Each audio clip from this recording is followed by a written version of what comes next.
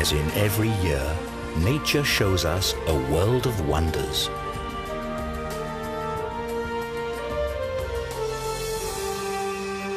As Mother Nature decides to let it snow.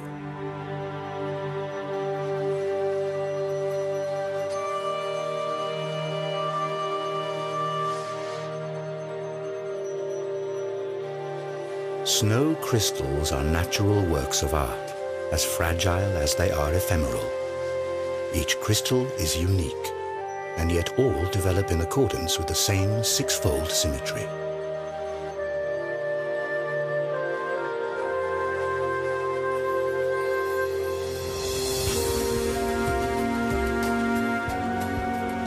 However small the individual crystals are, their united force is a natural phenomenon that determines the course of life during the cold season. This is particularly true for the alpine mountain ranges.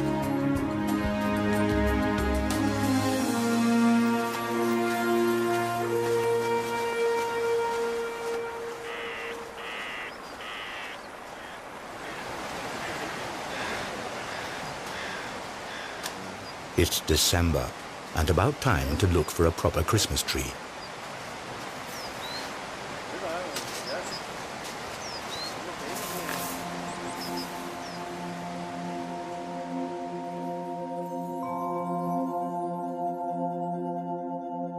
Snowflakes descend softly from the tree, and we've never before seen nature's white splendor quite like this.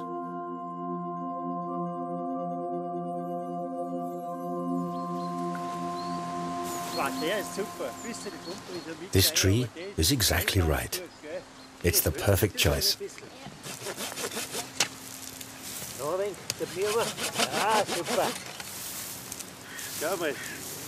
Ja, passt genau. Wie schaut das dann so gut aus? Schau mal, wie der Fest ausschaut. Passt genau.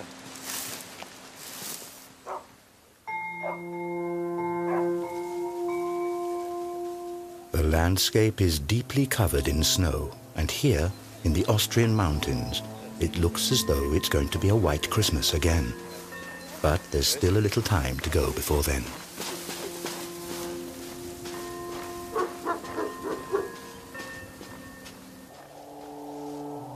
The wild animals sense that the weather is about to change.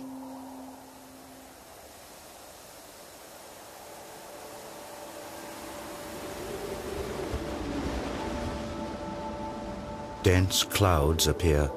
The weather front carries moist air that collides with cold air masses in the alpine region.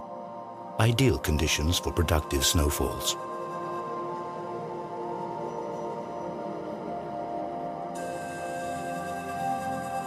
When it is barely below freezing, the first snow crystals begin to form inside the clouds.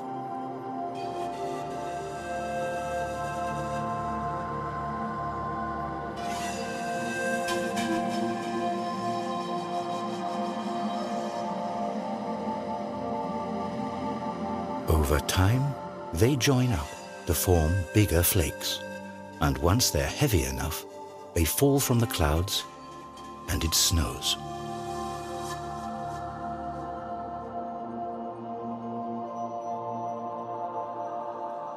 Each of Mother Hulda's works of art is unique. No two snowflakes are exactly alike. Unlike raindrops or hailstones, snowflakes fall gently from the sky.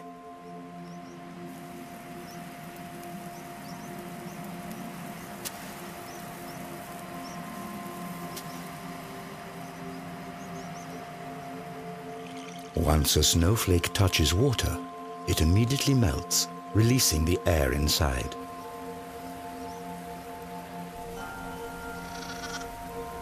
This creates a high-pitched sound that is unique to each flake and inaudible to the human ear without the assistance of technology.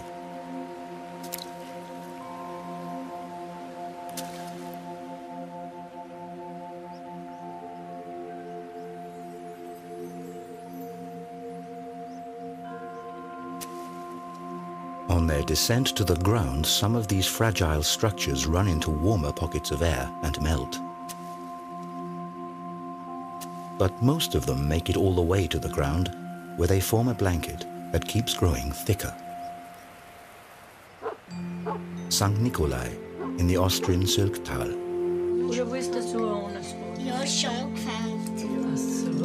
Here, as in many valleys of the Alps, time-honored Christmas traditions are kept alive.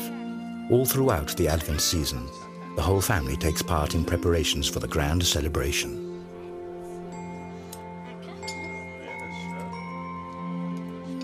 Stars are made from straw, both for the Christmas tree and to decorate the windows.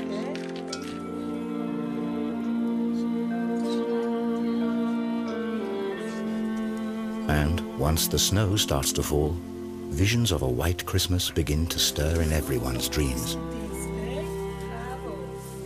While the family is busy with Christmas preparations in the warm room, the snowfall grows heavier outside.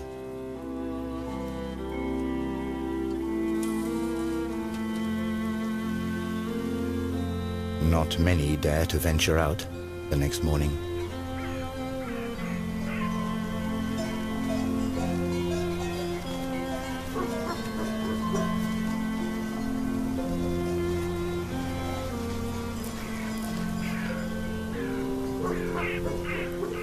For some animals in the wild, winter is the hardest time of the year.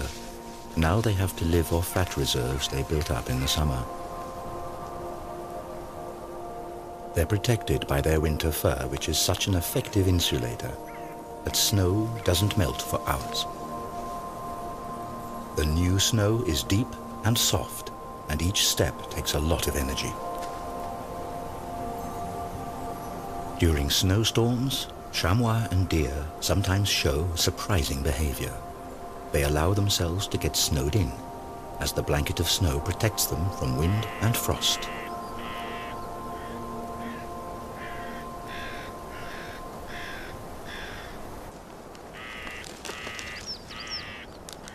Other animals successfully use this trick too.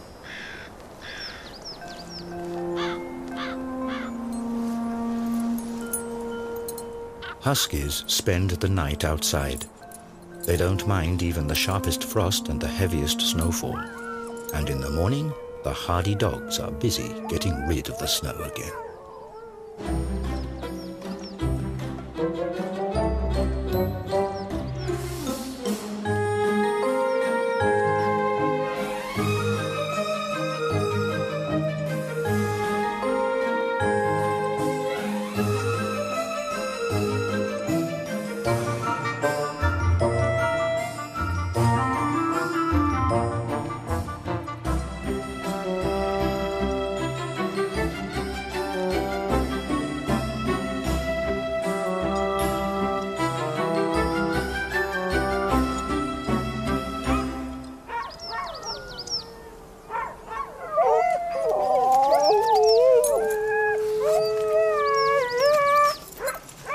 The animals are restless. They can hardly wait to get going.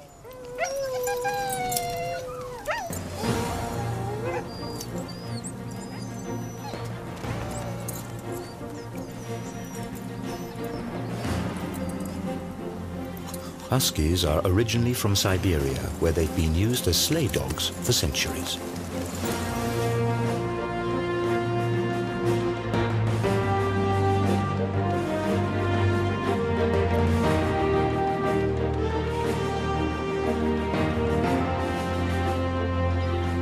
Huskies are perfectly adjusted to snow. Their paws are padded, and hair between their toes ensures a safe tread.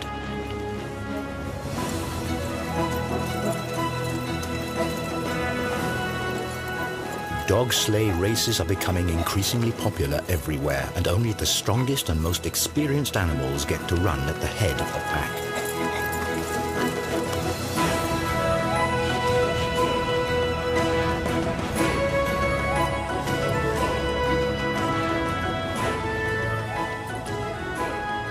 Huskies are totally in their element in the snow.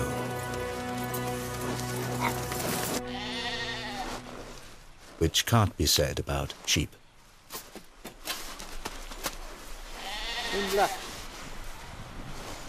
If a herd is surprised by a snowstorm, it usually means heavy shoveling for the shepherds.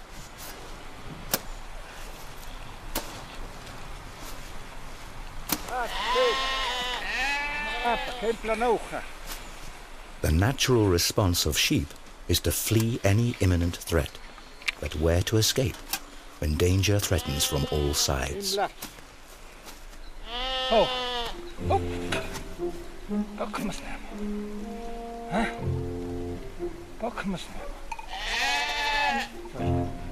The sheep are noticeably confused.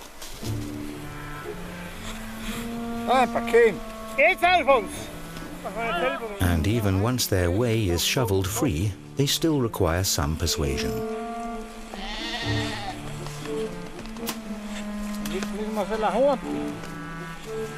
Without help, they would freeze to death, as in September 2007 when hundreds of sheep perished in the Austrian Alps.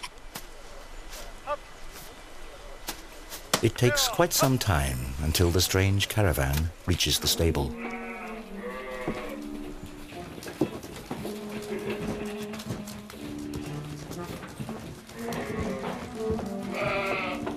Not only is it warm and dry here, but there's plenty also for the sheep to eat, in sharp contrast to the conditions faced by wild animals outside.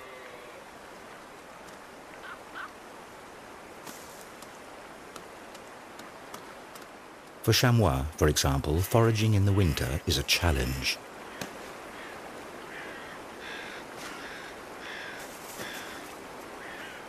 When deep snow covers the plants on the ground, the animals must stretch for the young conifer shoots. In times of dearth, they even nibble the meager lichens off the tree bark.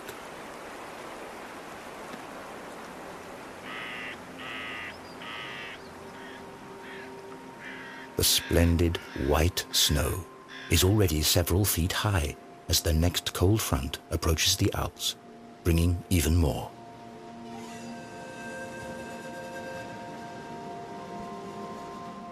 The downside of a picturesque winter's tale is its icy cold and heavy snowstorms.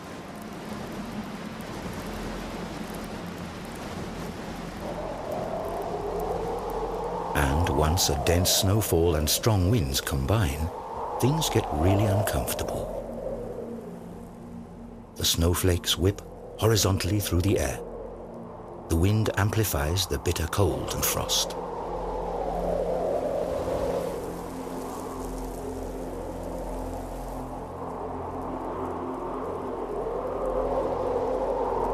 Animals in the wild suffer the most under such extreme weather conditions. Many of them must look for cover now.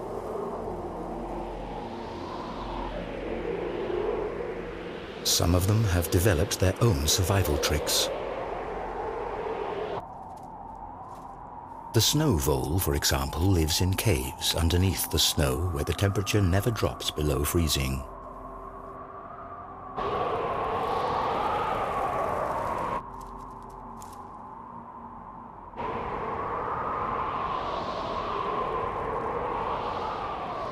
If the snow failed to appear and provide its protective layer, many animals and plants would not survive the winter.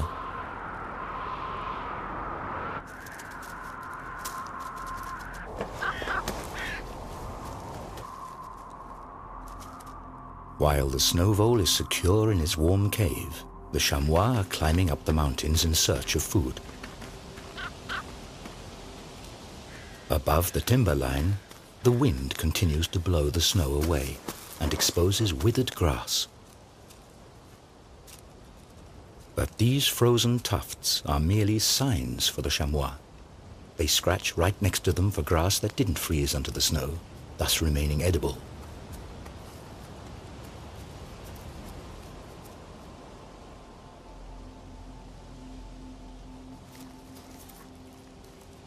During Advent, days are short and nights are long and cold.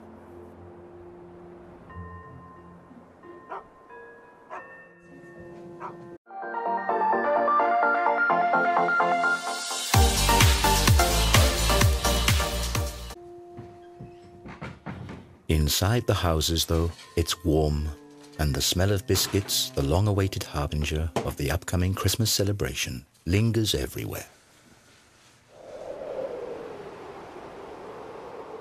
Many old customs and traditions brighten up this time of eager anticipation.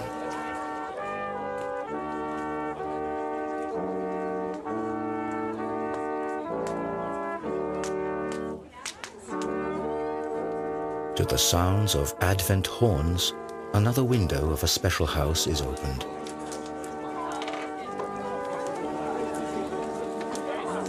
It's an oversized Advent calendar, and next to it, hot sweet chestnuts and open hearths provide warmth and a sense of belonging and well-being.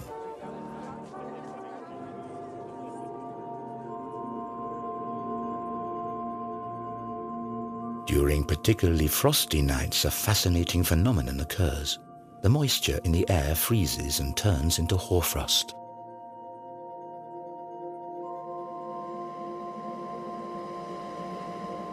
Overnight, the landscape is covered with ice crystals. The result is a winter picture book panorama.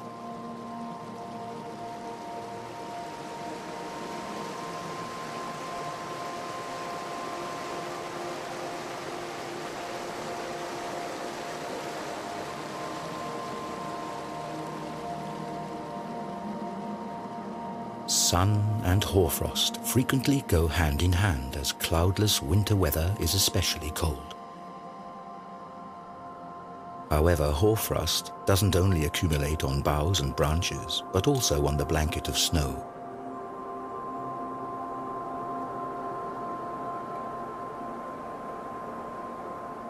Its crystals differ considerably from the snow below. Hoarfrost is created at about -8 degrees Celsius or lower, and the moisture in the air freezes directly on surfaces.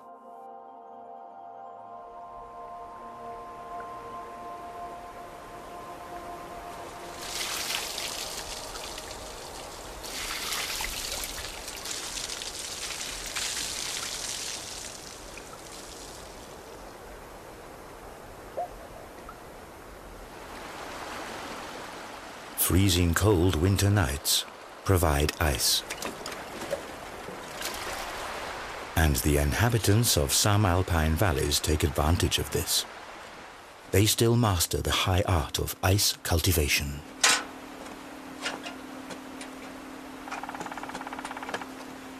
Instead of chopping ice likely to be contaminated with suspended sediment from frozen brooks or lakes, ice farmers repeatedly douse specially designed wood racks with water.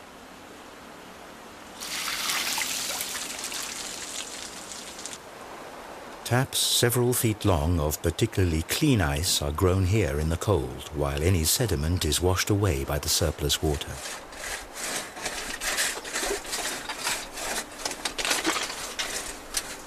Finally, the ice is sawn into pieces.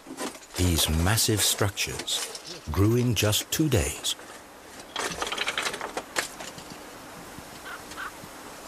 In order not to break up the highly sought-after ice scraps any further, they have to be carefully harvested and stowed.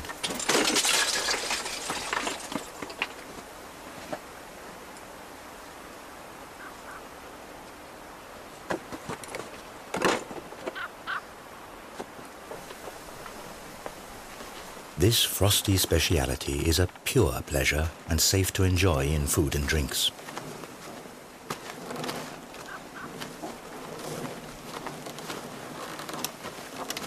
In former times, people were dependent on the cold of winter if they wanted to freeze water.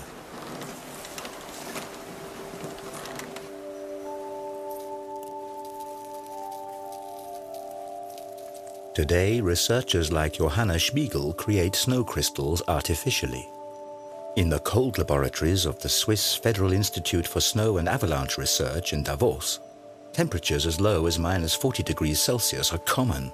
Here, researchers create nature-identical snow. Scientists examine the structure of this snow under the microscope. An atlas of snow crystals records about 6,000 different crystal forms. Humidity, temperature, and the water's molecular structure are crucial data points. Electrostatic fields align the water molecules hexagonally, and this basic structure holds steady as the water slowly freezes and the snow crystal gradually grows until it's finished.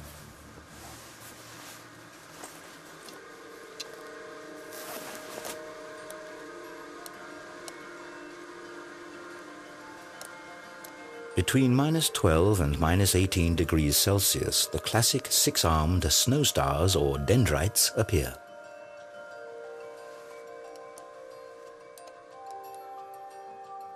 It's the temperature that determines how finely branched they become. Freezing water gives off heat, which decreases at higher temperatures, and this in turn causes additional variations in structure, because a bigger surface facilitates the discharge of heat.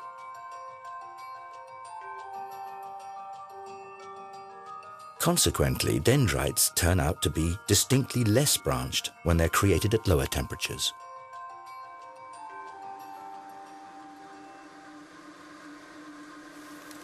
So, not all snow is alike, and at very low temperatures, snow crystals take on the form of little tiles, columns, and cylinders of ice.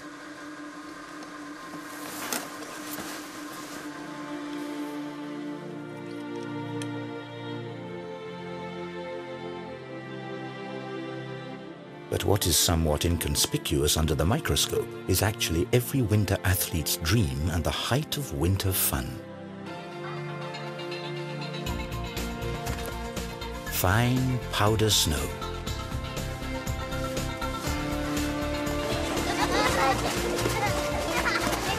Children are particularly fond of this delightful variety of winter's produce.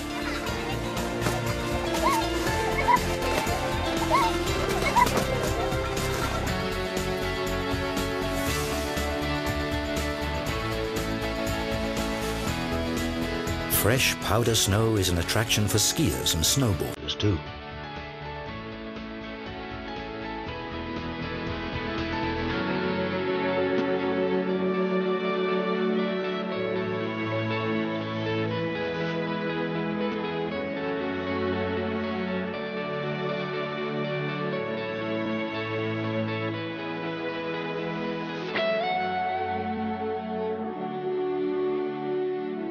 But sparkling white winter landscapes also serve another purpose. New snow reflects about 90% of sunlight. Thus, snow plays an important part in the global climate.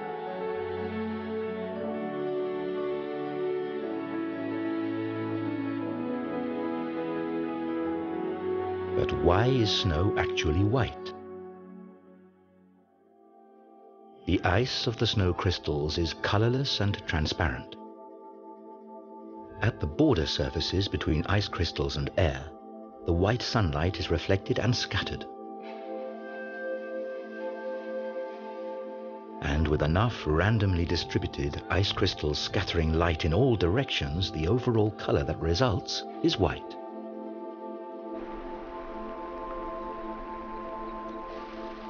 When snow covers the landscape, some animals prove to be particularly adaptable to the changed conditions.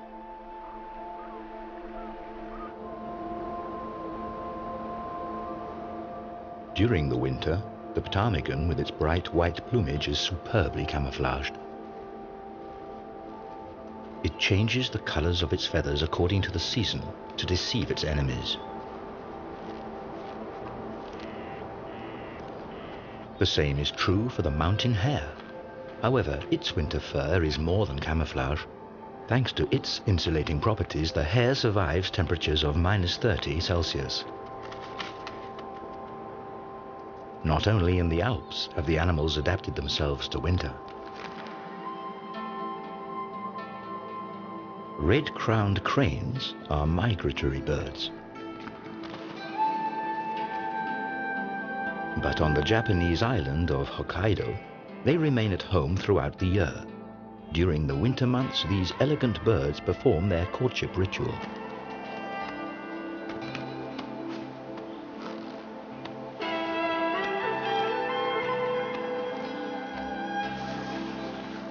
Hokkaido is also an El Dorado for winter athletes and snow researchers. In his research, Masaru Emoto investigates the factors that determine the growth of ice crystals. Emoto's findings are as interesting as they are controversial. According to his hypothesis, the process of crystallization can be directly influenced. The water is exposed to the sound of music or spoken words. In the case of negative sounds or concepts, the crystal structure is supposedly strongly distorted. Positive music or words are reported to result in beautiful crystals.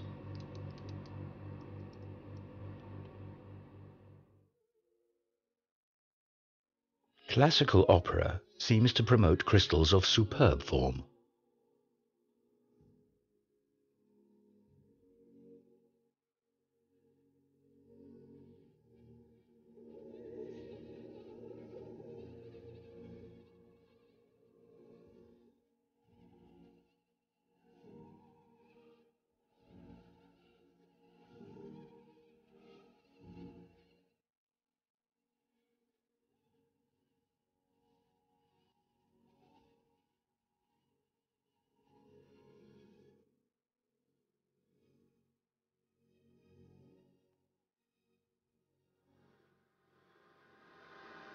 However, other factors may also influence these experiments. Ice crystals grow following a chaotic principle. Even the smallest influences change their shapes. Maybe it's simply the rhythmic sound waves of the angry music that disturb the development of their fragile structures.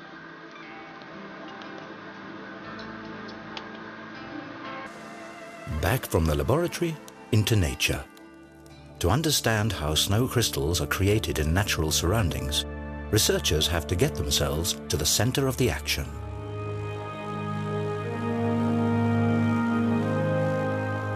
On board a hail defense aeroplane, the Austrian meteorologist Alexander Podesser flies straight into the heart of a snow cloud.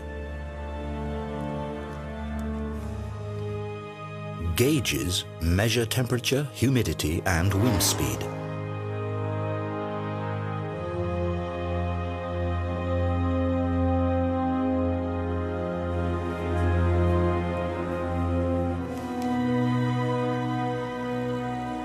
So-called condensation kernels serve as seeds around which droplets form out of the cloud's mist.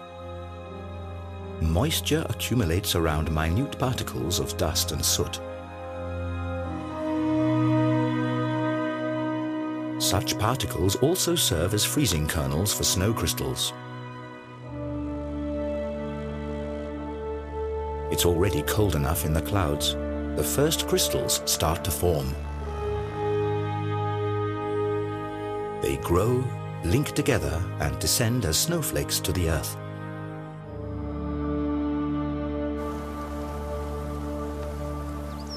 Here, this white splendor arrives just in time for Christmas.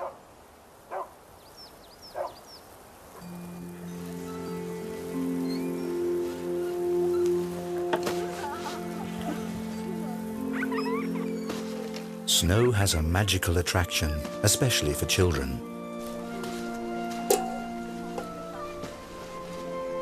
Now snowmen are in high season.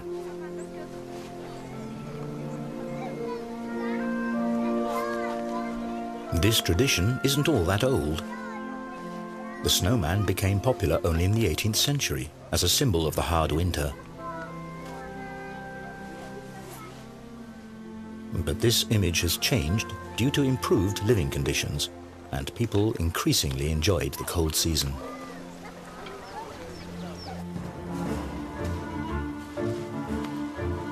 In the mountains, however, the snow can prove to be a danger for humans and animals alike.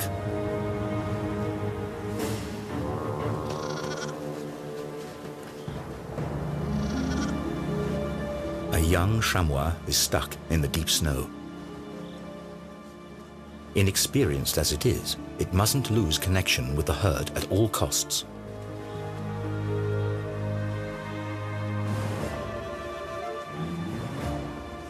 But the young animal sinks deep into the snow and falls further and further behind.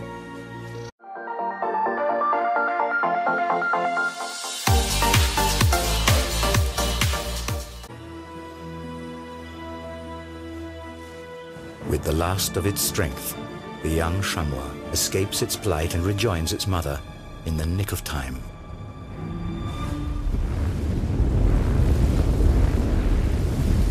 A devastating avalanche thunders down into the valley.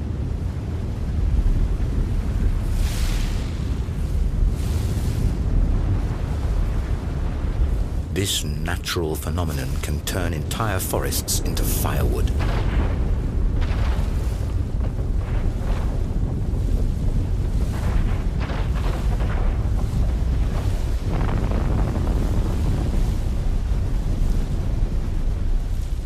Avalanches are winter's greatest danger in the Alps.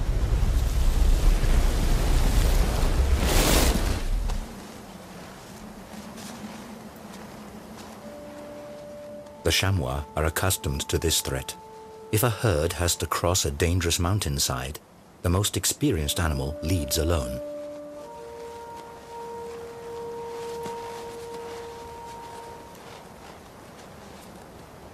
Carefully, the chamois explores the situation and looks for a safe passage.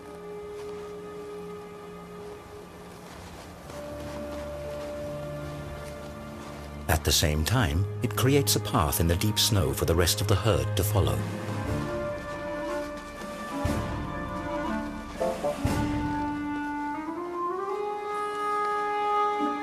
But the remaining animals proceed only after the leader has safely reached the other side. The chamois show even more remarkable behavior on this occasion.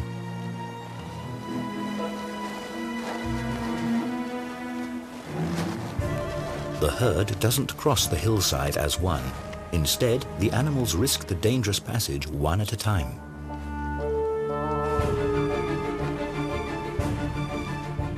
By doing so, the chamois instinctively reduce the strain on the snow cover and thus the risk of the entire herd being swept away by an avalanche.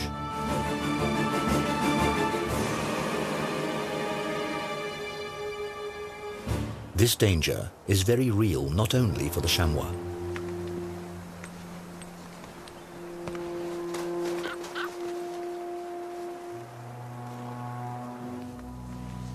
Ski tours are a fascinating way to enjoy the white splendor off the beaten track.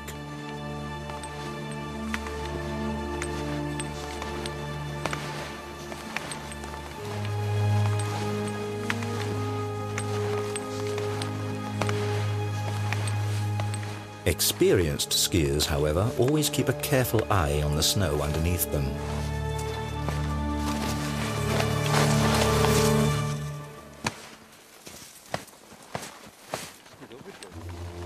All too easily, a snow shelf can break off and drag a careless skier deep beneath the snow.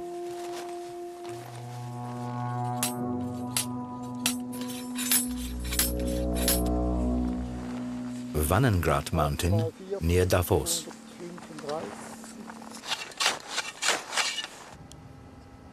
Here, researchers from the Swiss Federal Institute for Snow and Avalanche Research study the causes of avalanches.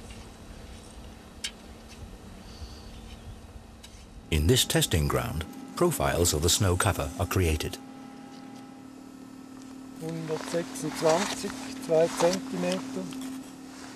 Jörg Schweitzer examines everything, from the lowest layer of granulated old snow to the fine flakes of the most recent snowfall.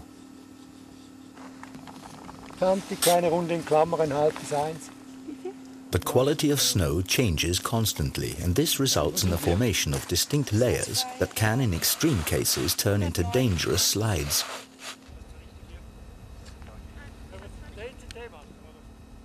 The snow masses above these slippery layers can easily start moving.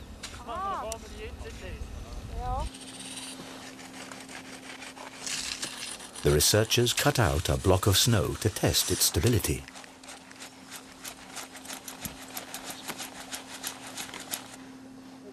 With this kind of testing, a little jump usually suffices.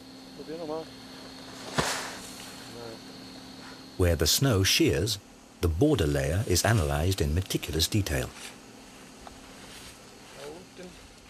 The data is sent to avalanche warning services. But today, nothing gets in the way of enjoying the deep powder snow.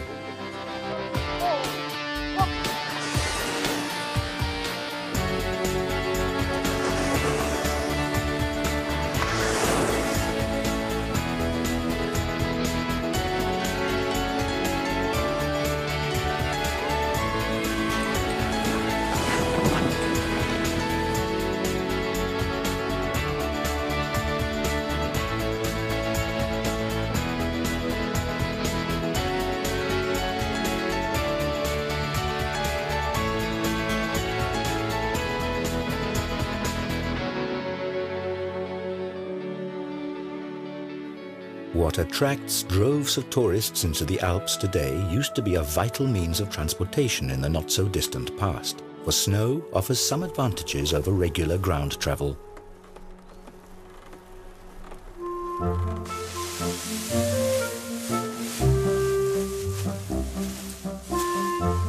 Last summer's hay is stored in small barns high up on the alpine pastures.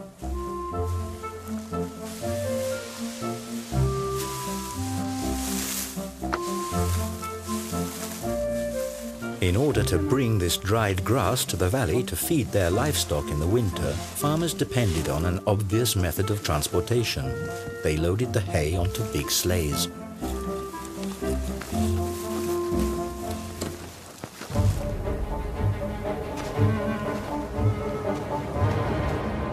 Occasionally, going down the mountains is risky even for the Alps' master climbers.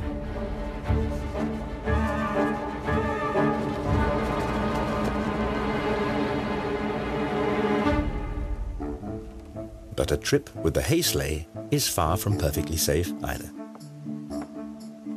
After all, a fully laden sleigh can weigh as much as 250 kilos.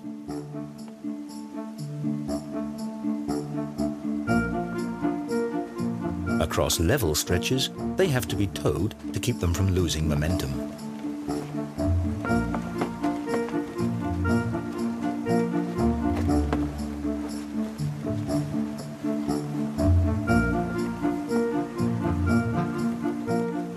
Once the path gets steeper, skillful steering is required to make sure the sleigh doesn't tilt.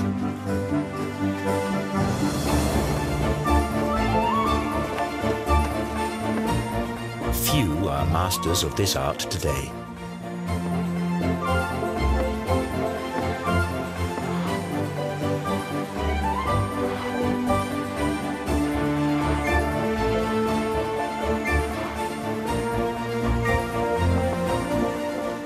And if the driver loses control of his precious cargo, he invariably ends up in the ditch.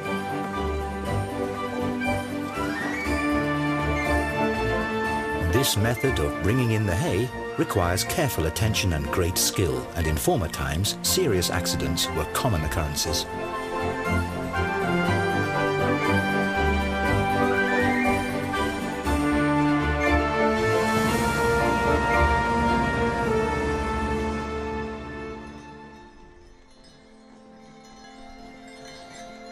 Much more peaceful then, as well as now, was a ride in the horse-drawn sleigh.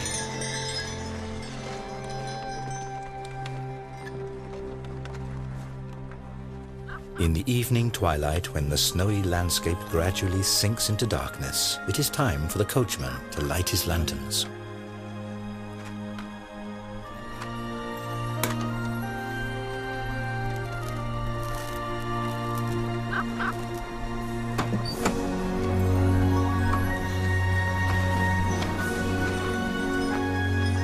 And if then it softly starts to snow, the winter fairy tale is perfect.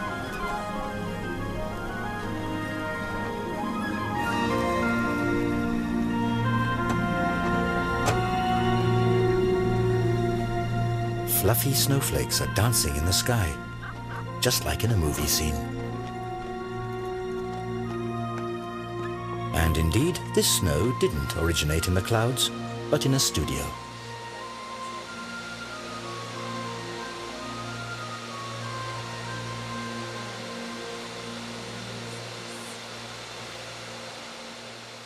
Here, it is actually lava that is blown into the air. But creating snow at the push of a button is far from the real thing. Certainly nothing to compare to a genuine white Christmas. And luckily, sometimes nature plays along.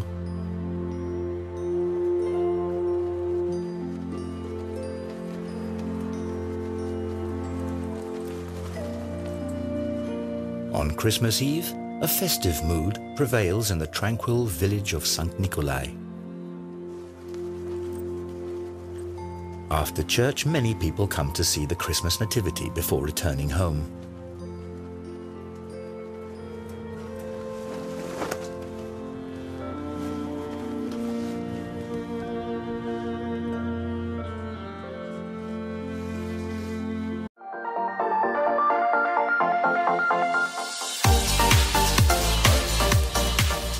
Is far from the real thing.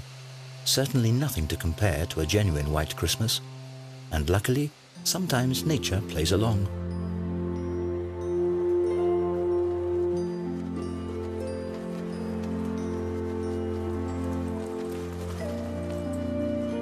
On Christmas Eve, a festive mood prevails in the tranquil village of St. Nikolai. After church, many people come to see the Christmas nativity before returning home.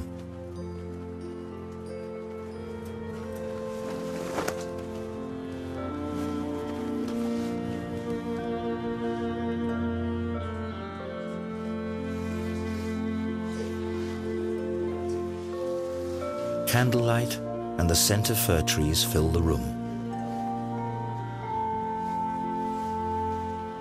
The anticipation grows, and with it, the impatience. But finally, the big moment arrives.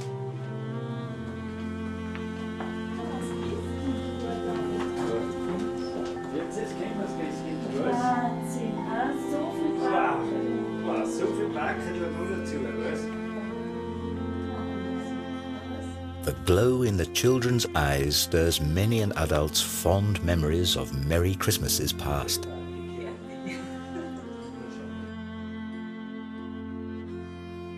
A Christmas Eve that could hardly be more perfect. Inside, everyone celebrates, while outside it snows.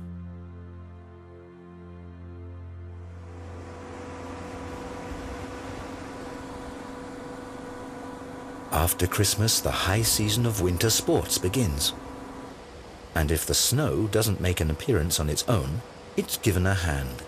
More and more ski areas rely on snow cannons these days. Thus, this critical basis for winter tourism is maintained, even if nature doesn't comply.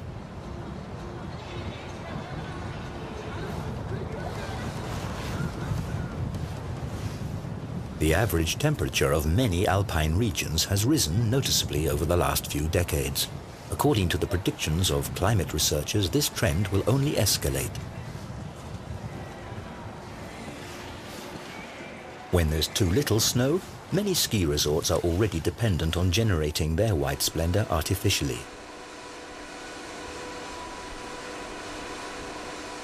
Propeller cannons are spraying finely atomized deep frozen water. But this method of producing snow is also controversial, as it requires a lot of energy and water.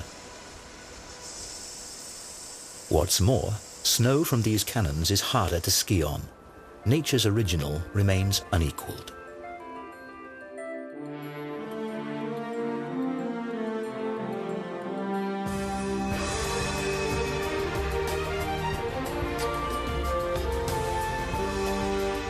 The weeks come and go.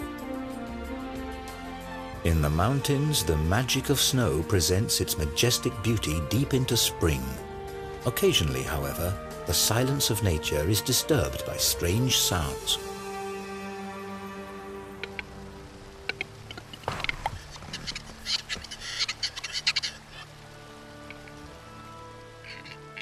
Restless wood grouse are already beginning their courtship rituals in March.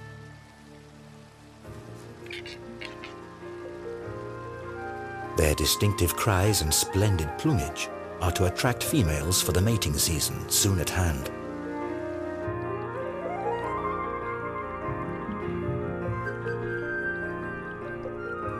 The days grow longer and the power of the sun increases.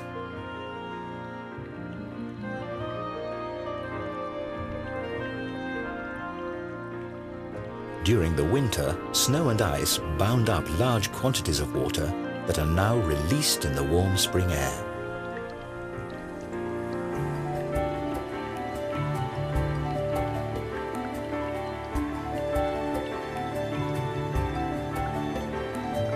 Snow and ice crystals wane.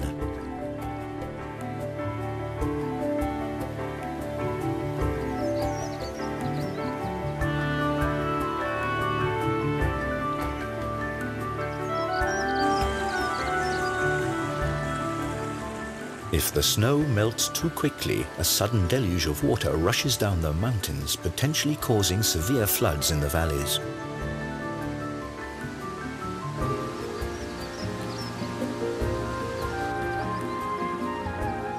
On the other hand, in the case of a more gradual thaw, the ground can absorb enough water for early plants.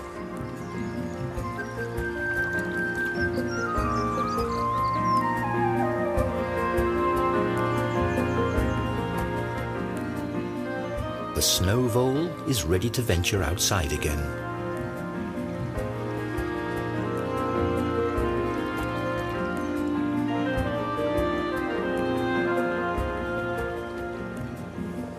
And the common frogs feel spring fever too. Their spawning migration takes them back to the place where they hatched themselves.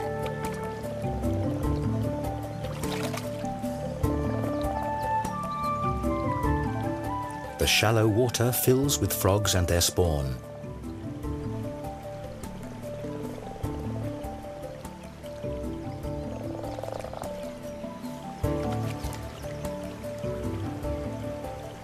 Next year, the frogs will return here again.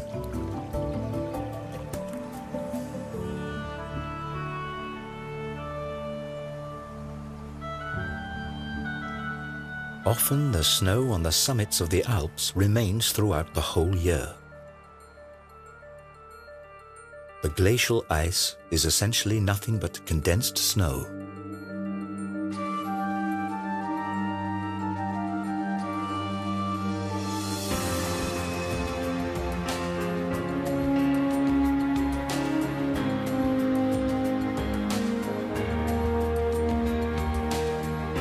The weight of new snow masses eventually compresses the lower layers into ice.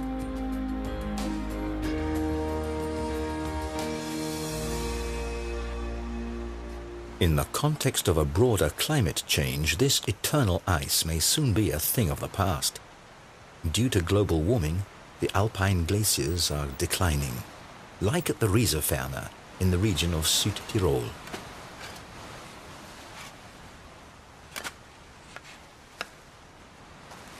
Mountain guide and hut keeper Gottfried Leitgeb explores the inner life of the ice masses.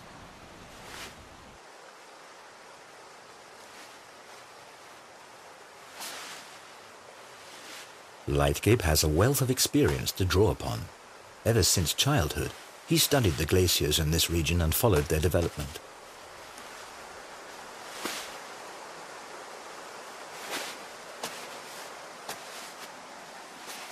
However, this is a risky undertaking, as no one knows how stable the ice cover really is.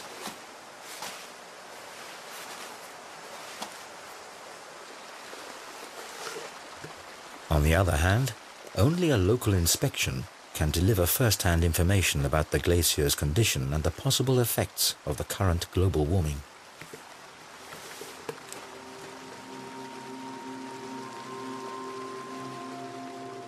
Gottfried Leitgeb's findings are alarming.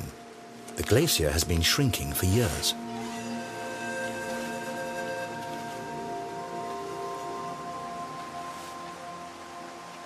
In the summer, the ice is already so thin that the sunlight illuminates the cave.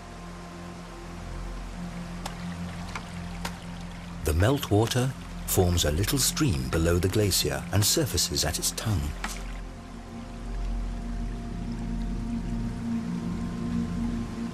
As fascinating as the sight of this nearly transparent ceiling may be, The danger of one of its thinned pieces of ice breaking off at any time is very real.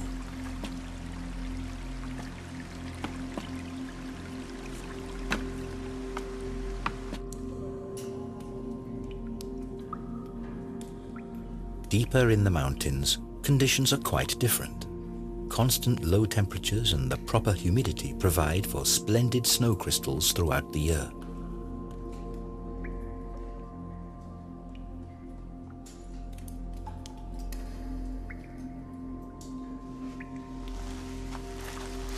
This cave is the natural counterpart to the cold laboratories of the snow researchers in Davos.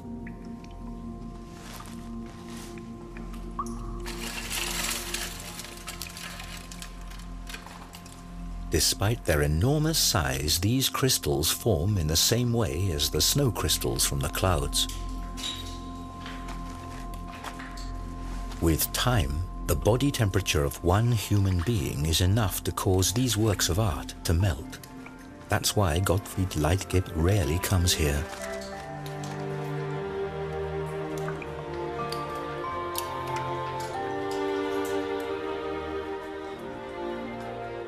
And we are also leaving this natural wonder. Outside, Jack Frost rises up once more.